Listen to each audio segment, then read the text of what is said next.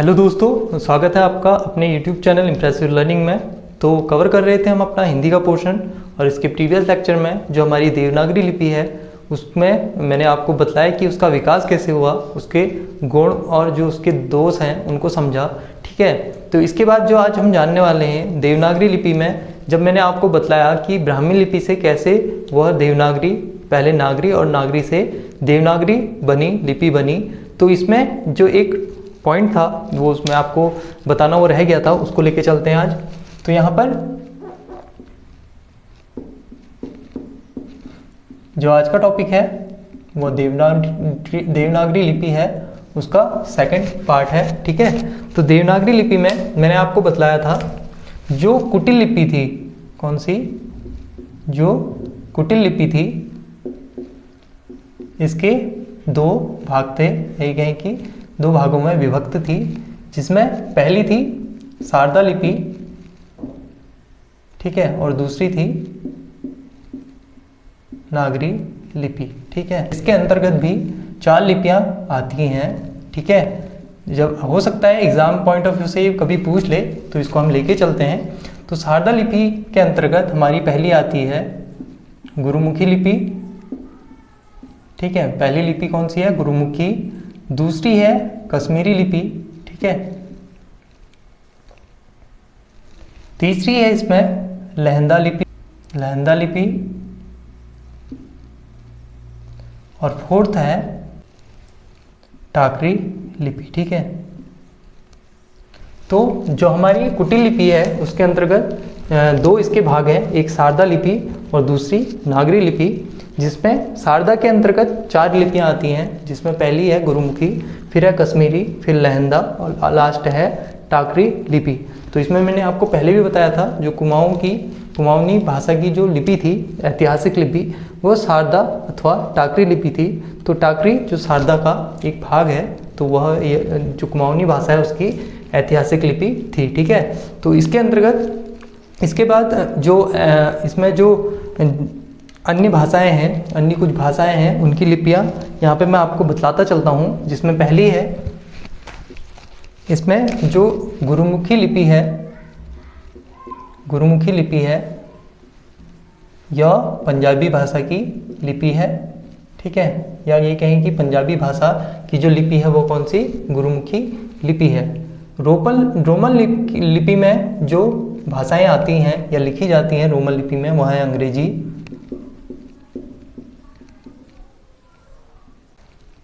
German, और इसके साथ है फ्रेंच। जो भाषाएं हैं वह किसमें, रोमन लिपि में ये 3 भाषाएं लिखी जाती हैं। ठीक है, इसमें जो गुजराती लिपि है या गुजराती भाषा है वह गुजराती लिपि में लिखी जाती है। ठीक है, और इसके साथ ही मराठी, संस्कृत,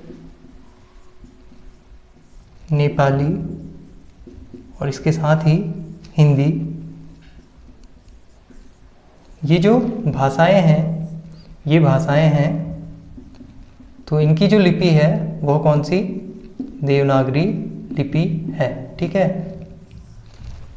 तो इसमें जो गुरुमुखी ये लिपि है, गुरुमुखी लिपि, ठीक है, ये पंजाबी जो भाषा है उसकी लिपि है। रोमन लिपि जो है अंग्रेजी, जर्मन और फ्रेंच, इसकी लिपि रोमन लिपि है। गुजराती की जो लिपि है गुजराती है। मराठी, संस्कृत, नेपाली और हिंदी, ये जो भाषाएं हैं इनकी लिपि कौन सी, देवनागरी लिपि है। ठीक है, तो ये 3-4 इंपॉर्टेंट पॉइंट थे जो कल रह गए थे, तो उनको आज मैंने कवर कर दिया है। इसके साथ ही जो देवनागरी लिपि है, जो देवनागरी लिपि है यह अक्षरात्मक लिपि है, और इसके साथ ही जो देवनागरी लिपि है यह एक वैज्ञानिक लिपि है। ठीक है,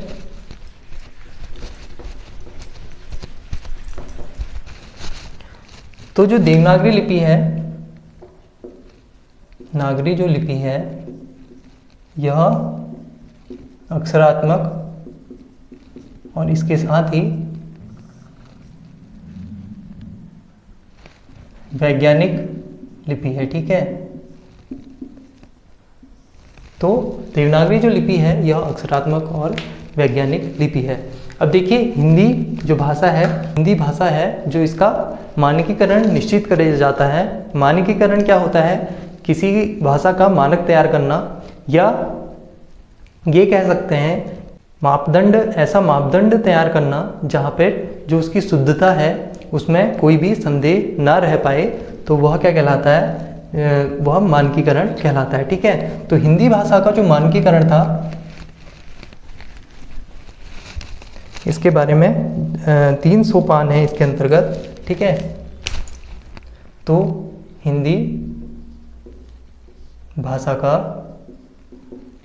मानकीकरण, ठीक है, मानकीकरण यहाँ पर जो अर्थ है इसका मानक तैयार करना, या इसको कह सकते हैं कि एक ऐसा मापदंड तैयार करना जिसमें क्या हो, इसकी जो शुद्धता है उस पर कोई संदेह न बचे, तो वह कहलाता है मानकीकरण। तो हिंदी भाषा का मानकीकरण जो था इसके अंतर्गत 3 सोपान थे। ठीक है, 3 सोपान थे, जिसमें पहला है बोली, दूसरा है भाषा, और तीसरा है मानक भाषा। ठीक है, मानक भाषा। ठीक है, तो हिंदी भाषा के मानकीकरण के अंतर्गत जो 3 सोपान है, इसमें पहला सोपान लेके चलते हैं जो है बोली। मैंने आपको इसका अर्थ बतलाया है कि जो एक छोटे क्षेत्रीय क्षेत्र में बोली जाने वाली जो पहली बोली होती है वो बोली कहलाती है, या कहें कि जो भाषा होती है वो बोली ही कहलाती है। ठीक है, तो अन्य नामों से भी जाना जाता है, जिसे स्थानीय बोली या क्षेत्रीय या आंचलिक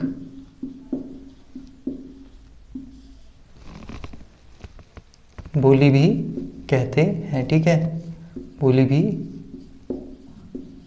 कहते हैं।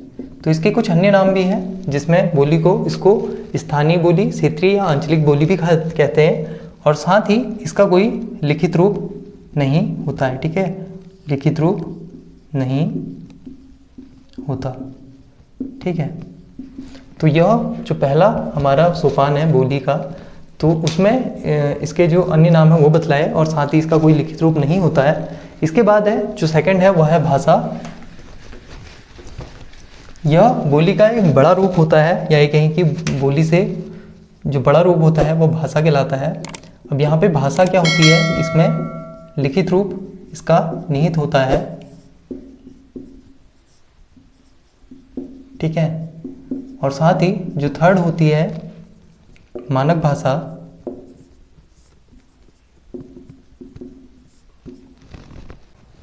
यह इसका अर्थ है कि यह आदर्श रूप अपना जब ग्रहण कर लेती है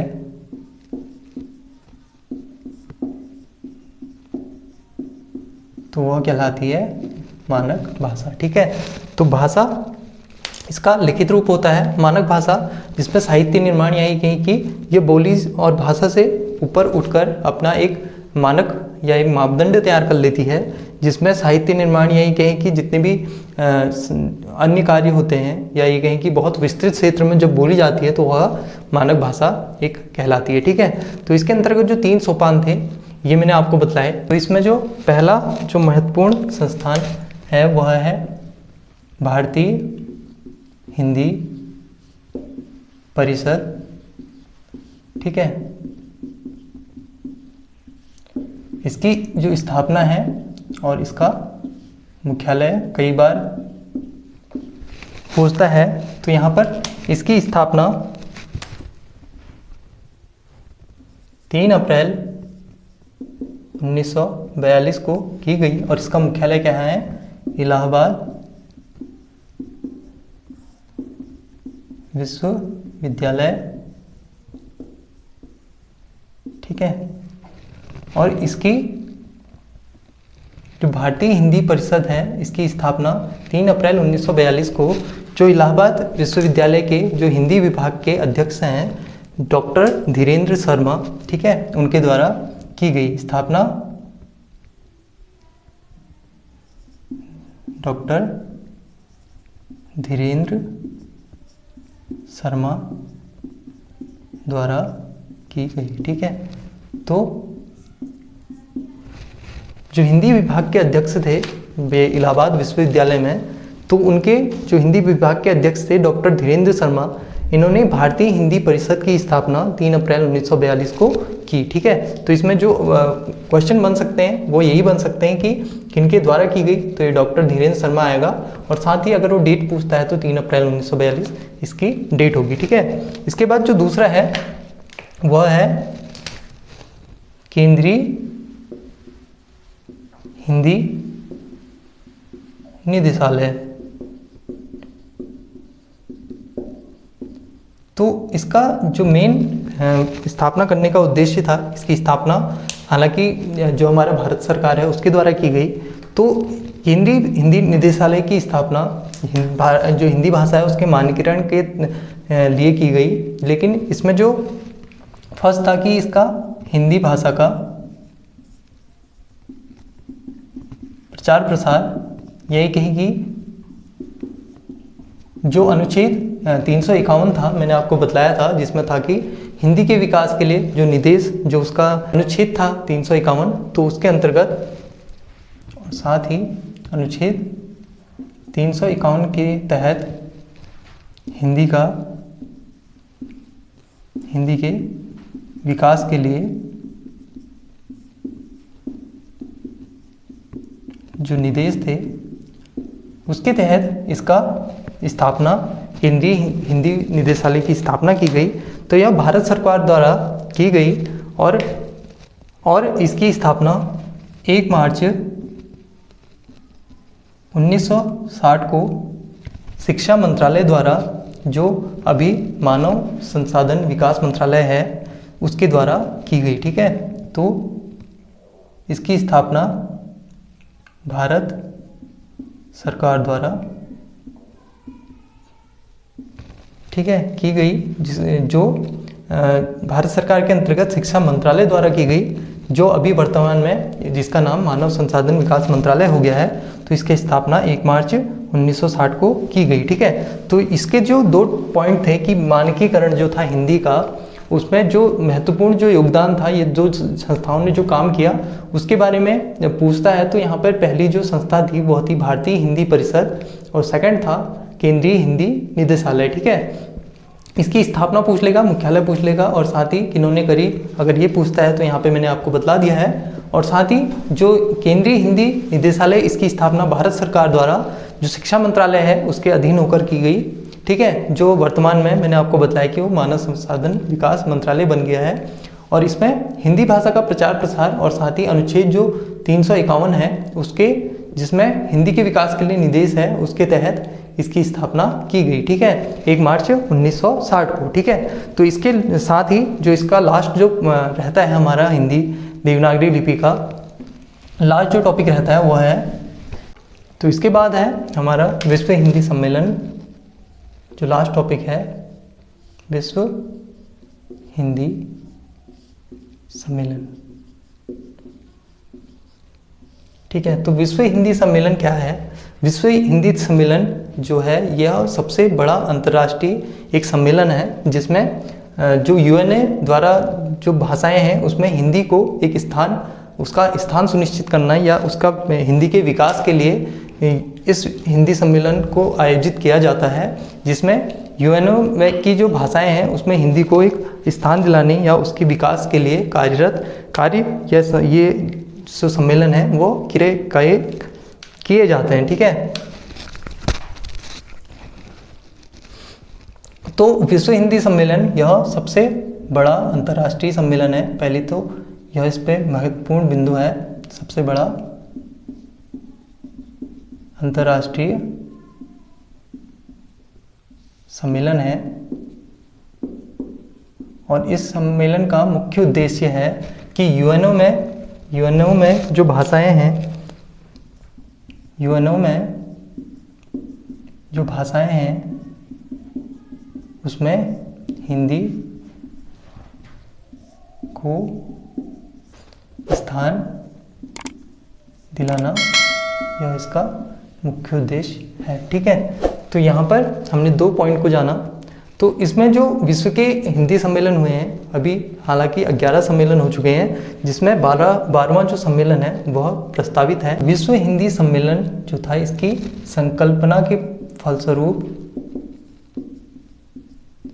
संकल्पना के फलस्वरूप जो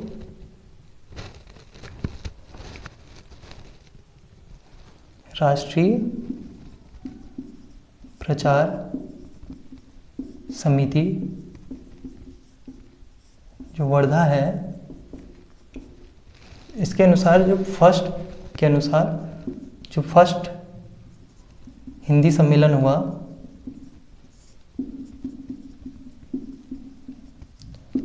वह कहाँ पर, वह 10 से 12 जनवरी 1975 को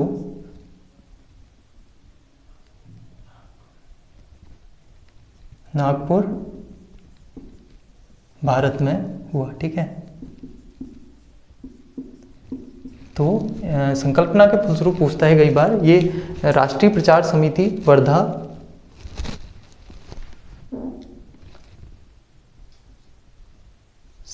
वर्धा के अनुसार जो फर्स्ट सम्मेलन हुआ वह 10 से 12 जनवरी 1975 को नागपुर, भारत में हुआ। तो इसमें एग्जाम में जो क्वेश्चन बनता है वह बनता है कि जो हिंदी का प्रथम सम्मेलन हुआ वह कब हुआ, या कभी डेट पूछ लेता है, तो यह नागपुर में 10 से 12 जनवरी 1975 को हुआ। तो यहाँ पर जितने भी 11 जो हमारे सम्मेलन हुए उनको मैं लाइन से आपको बताता हूँ, एक के बाद एक, और इसके बाद जो 12वां प्रस्तावित है उसको भी मैं आपको बतला दूंगा। ठीक है, तो इसमें जानते हैं हम हमारा जो हमारे सम्मेलन है उनको चलता हूँ। ठीक है, तो पहले हम यहाँ पर जो प्रथम सम्मेलन था, ठीक है, वह हुआ था 10 से 12 जनवरी 1975 को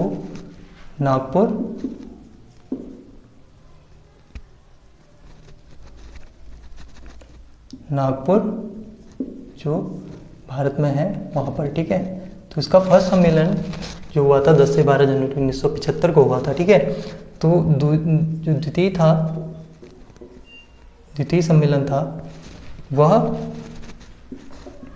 28 से 30 अगस्त 1976 को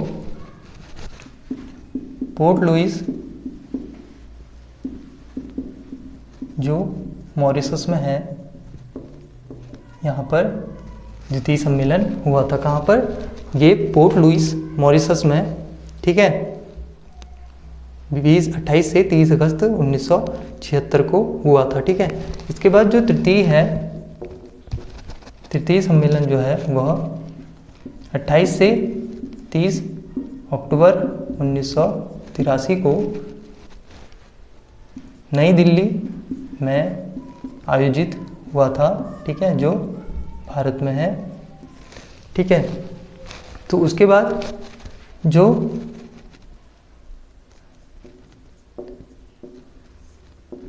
चौथा सम्मेलन था, ठीक है, वो हुआ था 2 से 4 दिसंबर 1993 को। ये हुआ था पोर्ट लुइस जो मॉरिशस में है, यहाँ पर। ठीक है, तो यहाँ पर चौथा सम्मेलन 2 से 4 दिसंबर 1993 पोर्ट लुइस में हुआ था। ठीक है, उसके बाद जो 5वां सम्मेलन था वह 4 से 8 अप्रैल 1996 को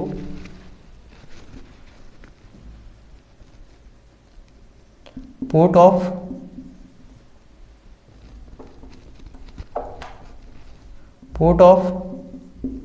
स्पेन में आयोजित हुआ, जो त्रिनिदाद में इसका आयोजन हुआ था। ठीक है, एवं टोबैगो। ठीक ठीक है। तो इसमें जो पांचवा जो सम्मेलन है वह 4 से 8 अप्रैल 1996 पोर्ट ऑफ स्पेन में जो त्रिनिदाद एवं टोबैगो में है, तो यहाँ पर इसका पांचवा सम्मेलन हिंदी का हुआ था। ठीक है।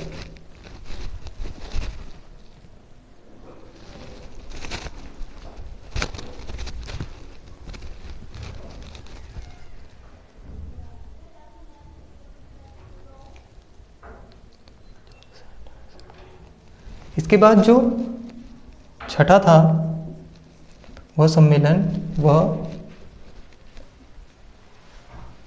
14 से 18 सितंबर 1999 को ब्रिटेन में हुआ था। ठीक है, लंदन में इसका आयोजन हुआ था। ठीक है। तो जो छठा सम्मेलन था वह 14 से 18 सितंबर 1999 ब्रिटेन में इसका आयोजन हुआ था, जो लंदन में। ठीक है। तो इसके बाद जो 5 और बचते हैं उनको जानते हैं।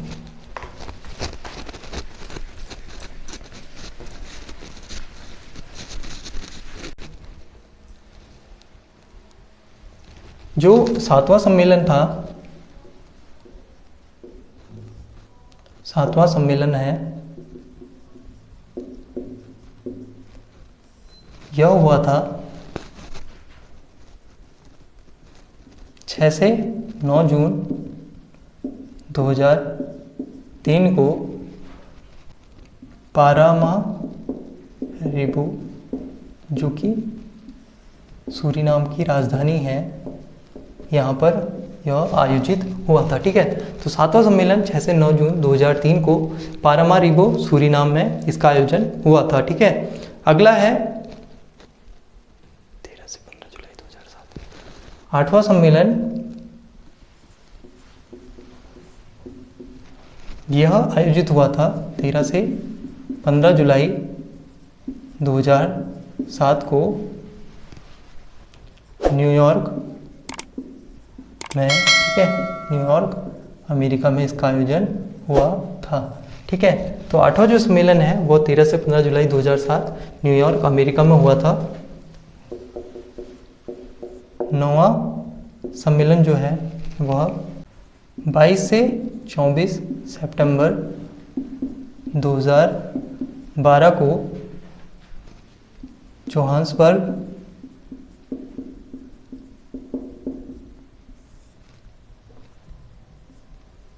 दक्षिण अफ्रीका, यहाँ पर इसका आयोजन किया गया। ठीक है।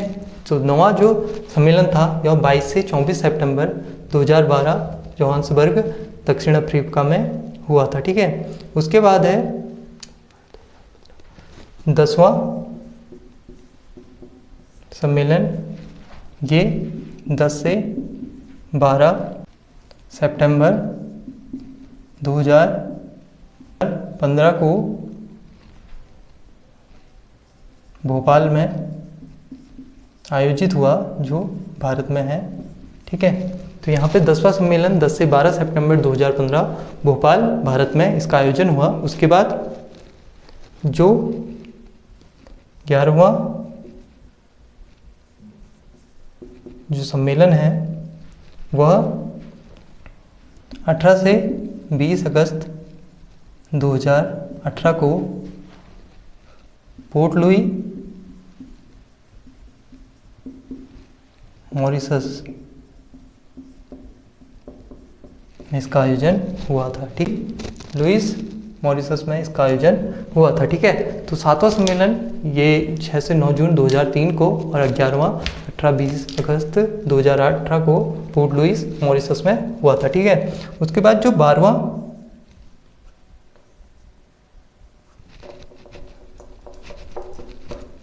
12वां सम्मेलन है यह प्रस्तावित है 2021 में एमपी मध्य प्रदेश भारत में यह प्रस्तावित है। ठीक है। तो अभी तक 11 सम्मेलन पूरे हो चुके हैं। ठीक है, जिसमें से 7वां सम्मेलन 6 से 9 जून 2003 को पारामारिबो सूरीनाम में, जो इसकी सूरीनाम की राजधानी है, वहाँ पर आयोजित हुआ। 8वां सम्मेलन 13 से 15 जुलाई 2007 न्यूयॉर्क अमेरिका में। 9वां सम्मेलन जो था वह 22 से 24 सितंबर 2012 जोहान्सबर्ग दक्षिण अफ्रीका में इसका आयोजन हुआ। 10वां जो था वह था 10 से 12 सितंबर 2015 भोपाल भारत में इसका आयोजन हुआ। जो 11वां था सम्मेलन यह 18 से 20 अगस्त 2018 पोर्ट लुइस मॉरिशस में इसका आयोजन हुआ और 12वां प्रस्तावित है। तो इसमें जो क्वेश्चन बनता है, देखिए आपको पूरा ये डेट याद करने की जरूरत नहीं है। तो यहाँ पर जो पूछ लेता है, जो सबसे लास्ट है या सबसे फर्स्ट वाला जो नागपुर जो सम्मेलन हुआ वो पूछ लेता है। तो यहाँ पे आप इसको ध्यान रखिएगा कि 11वां जो सम्मेलन हुआ यह 2018 में हुआ। डेट बहुत कम पूछता है, अच्छे एग्जाम में डेट भी पूछ लेता है, पर जो मेन रहता है उसकी ये सन जो रहता है कि सन पे पूछा ये सम्मेलन हुआ ये पूछता है। तो यहाँ पे आप 11 सम्मेलन ध्यान रखें। जो 11वां सम्मेलन हुआ था वह 2018 में कहाँ पर हुआ था ये आप ध्यान रखें। अगर आप पोर्ट लुइस या मॉरिशस दोनों में से किसी को भी ध्यान रखते हैं तो आपको ध्यान आ जाएगा। और पहला नागपुर में हुआ था जो 1975 से स्टार्ट हुआ था, उसको पूछेगा तो वो भारत उसका आंसर हो जाएगा। ठीक है, तो आप इसमें जो ध्यान रखना है आपने उसको डेट अगर आपको नहीं भी याद होती है तो आप इसके ईयर को ध्यान रखें, आप इसके सनों को ध्यान रखें और उसके बाद किस जगह पे सम्मेलन हुआ था उसको ध्यान रखिएगा। ठीक है, तो हमारा जो ये कंप्लीट जो देवनागरी लिपि के अंतर्गत इसका विकास, गुणधर्म, गुण और दोष ये मैंने आपको बताया। हाँ, इसमें एक और चीज़ जो रह जाती है वह है जो हमारा जो केंद्रीय हिंदी विश्वविद्यालय था, मैंने आपको बताया कि इसमें का जो मुख्यालय था ये मैंने आपको बताया नहीं। यहाँ पर मुख्यालय जो है इसका नई दिल्ली पे है और जो हमारी जो भारतीय हिंदी परिषद है उसका मुख्यालय इलाहाबाद विश्वविद्यालय है। ठीक है, तो इसमें आप इस चीज़ को लिख लीजिएगा, ये ध्यान रखिएगा। ठीक है, तो इसके बाद हमारा ये पूरा टॉपिक जो फर्स्ट हमारा जो सिलेबस के अकॉर्डिंग है ये पूरा कंप्लीट होता है। यहाँ पे हमने हिंदी भाषा का विकास से लेके हमारी जो कार्यालयी भाषा है, राजभाषा है, उसके संविधान में अधिनियम और जो उसके अनुच्छेद है उसको जाना। और इसके साथ ही हमने देवनागरी लिपि जो है इसके अंतर्गत जितना भी पोर्शन था सिलेबस के अकॉर्डिंग सारा कवर कर लिया है।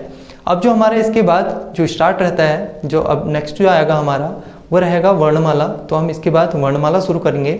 तो अभी ये हमारा कंप्लीट हो गया है। आप इस वीडियो को एक से दो बार देखेंगे तो ये आपका अच्छे से क्लियर हो जाएगा। तो इसके बाद हम अपने ये पर्यायवाची शब्दों को देखते हैं यहाँ पर। तो जानते हैं 5 पर्यायवाची शब्दों को, जिसमें पहला है शत्रु।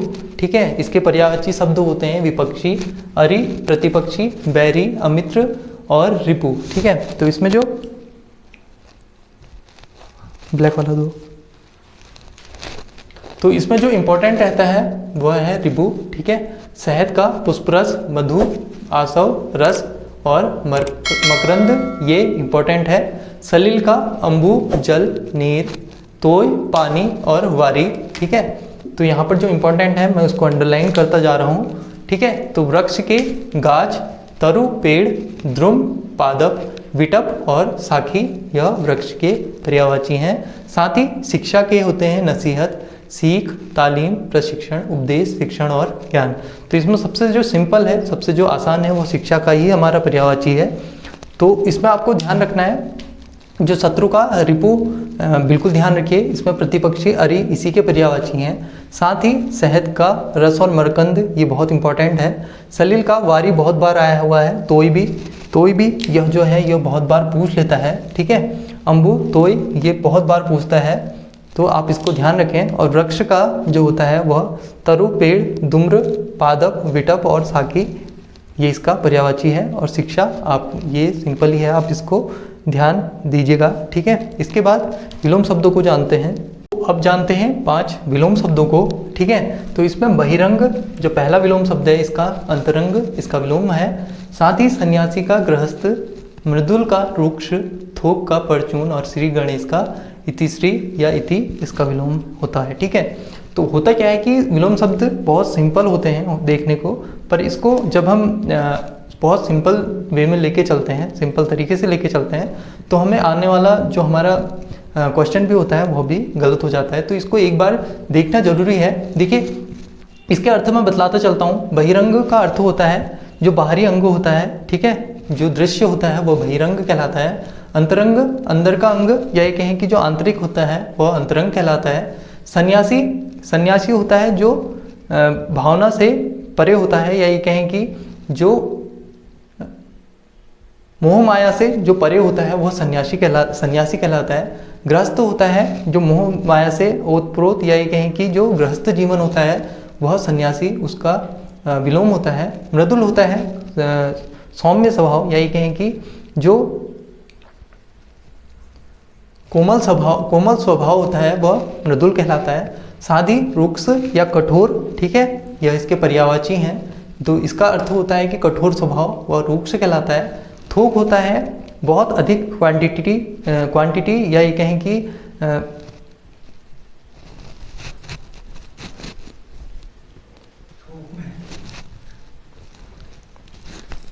एक निश्चित जगह पे जैसे बहुत अधिक मात्रा में कोई जब हम सामान इकट्ठा करते हैं तो वह थोक कहलाता है। और परचून होता है छोटी मोटी सामग्री को एकत्र करके उसको एकत्र करना, वह परचून कहलाता है। ठीक है, श्री गणेश शुभारंभ करना और तीसरी समाप्ति या समापन होता है।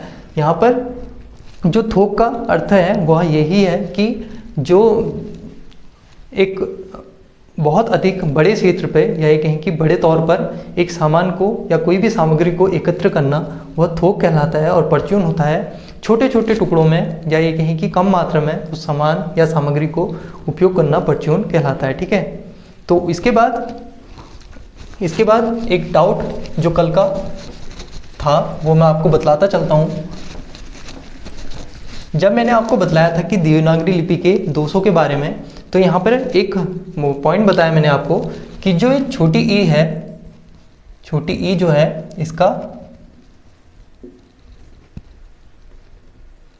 छोटी ई की मात्रा को लेकर जो भ्रम की स्थिति है, ठीक है,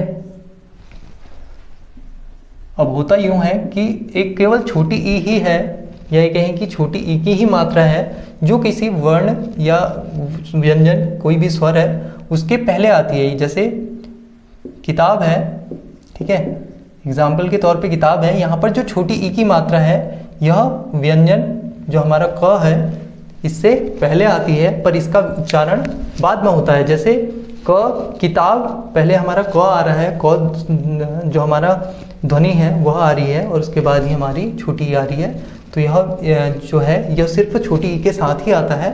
अन्य सभी जगह यहाँ पर जो जैसे भीम है, भीम लिखा हुआ है, या कोई भी बड़ी ई की, ओ की, ए की मात्रा है, वह सब उसके बाद ही उच्चारित होती है, जबकि केवल छोटी ई में ही यह उच्चारित बाद में होती है, जबकि यह उसके पहले लिखी जाती है। ठीक है, तो यहाँ पर जो ई की मात्रा को लेकर जो भ्रम की स्थिति है वह यह इसका एक दोष है। ठीक है, तो मैंने आपको जो बतलाया आज जो हमने जाना वह था हमारी हिंदी भाषा के सम्मेलन। इसमें हमारा पहला टॉपिक पूरा जो है हमारा कंप्लीट हो जाता है, जिसमें हिंदी भाषा का विकास और देवनागरी लिपि का विकास पूरा कंप्लीट हो जाता है। जो अब नेक्स्ट लेक्चर में जानेंगे वह वर्णमाला के बारे में जानेंगे। ठीक है, तो अगर आपको वीडियो पसंद आया तो लाइक करना ना भूलें, साथ ही चैनल को शेयर और सब्सक्राइब करना ना भूलें। बेल आइकन दबाने से हमारी जो नोटिफिकेशन है आपको सबसे पहले मिलेगी। तो मिलते हैं अगले लेक्चर में, तो तब तक के लिए धन्यवाद।